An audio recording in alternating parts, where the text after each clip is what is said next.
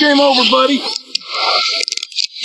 小老鼠夜袭猪圈偷吃猪食，不幸被狙击枪一枪爆头。凌晨3点半，一群饥肠辘辘的小老鼠潜入猪圈，打算偷吃猪食。殊不知，专业的狙击手已经在暗处盯上了他们。虽然是深夜，但狙击手还是凭借夜视仪，让夜幕下的猪圈如同白昼。不远處就是一群密密麻麻的老鼠，保守估计至少有100亿只。很快，一只重達半斤的小老鼠就出现在画面中，它正在四处张望寻找豬食，却不曾想自己马上就要见到太奶了。清脆的一声枪響，小老鼠直接被打瞬移了，看起来很不可思議，仿佛有种无形的力量在它腾空的瞬间把它拖走了。房梁上的同伴听到声響後瞬间緊張，但还没等他反应過来，就被一槍爆頭，被打得原地抽风。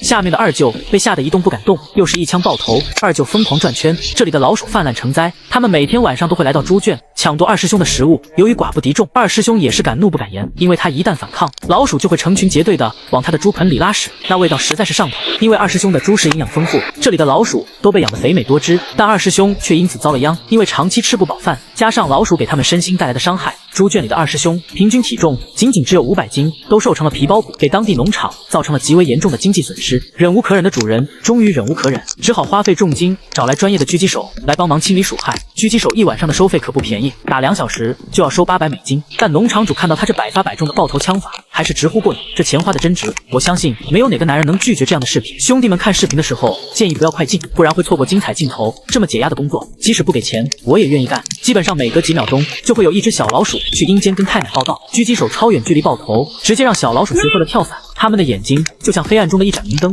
太容易暴露目標了。很快畫面中又出現了一隻老鼠，飢腸轆轆的他此時迫不及待的想要進食，原以為這次還是跟往常一樣又能飽餐一頓，但他想不到的是自己已經被盯上了。這隻毫無防備的老鼠當場被打得大小便失禁，實在是太惡。不得不說，這畫面看着確實很殘忍，畢竟子彈也是生命。不知道有沒有愛鼠人士來為這些小老鼠發聲？這是國外合法狩獵視頻，大家請勿模仿。此時還有越來越多的老鼠不明情況的往豬圈跑，他們還沒有意識到事情的嚴重性，就被突如其來的槍聲爆頭了。老鼠只想填飽肚子，他們其實沒有錯，錯就錯在他們的數量實在是太多了，繁殖能力太強，他們一年生幾百窩，一窩最少上萬隻，最多時一窩能生出上億隻，這種繁殖速度是相當恐怖的。也正因如此，才造成食物緊缺，只能偷吃二師兄的豬食。但這樣一來，不僅嚴重影響當地人的正常生活，還損害了當地農場主的利益，這顯然是不行的。狙擊手一槍一個，看起來十分過癮，但對於老鼠來說，看不到敵人，同伴還一個接一個的去見太奶，這絕對是妥妥的恐怖片。但狙擊手也不會過度擊殺老鼠，只是把他們的數量控制在合理範圍內，畢竟下次還要合作，不能做一次性買賣。狙擊手發出特殊的聲音吸引老鼠，天真的老鼠還以為這裡有什麼好吃的，趕緊快步跑來，只能說還是太年輕。